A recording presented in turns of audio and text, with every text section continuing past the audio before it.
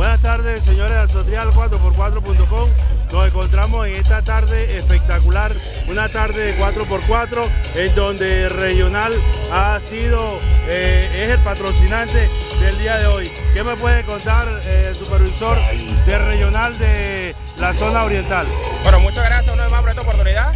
Y aparte estamos hoy nuevamente disputando en la segunda válida la Copa Regional, o sea, por segunda oportunidad y nuevamente con Regional.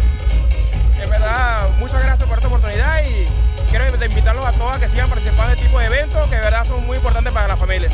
¿Qué me cuenta de este evento para hoy, la expectativa para hoy? Bueno, muy buena, como has visto ya hay muy buena aceptación del público, hay bastantes competidores y yo sé que se va a presentar un buen espectáculo.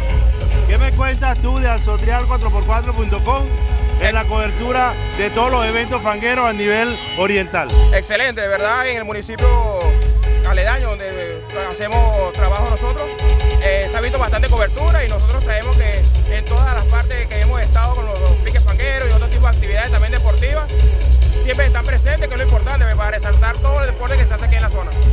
Muchas gracias, Ulises, supervisor de Regional Live. Mucha suerte para el día de hoy, que todo salga muy bien. Gracias, hermano.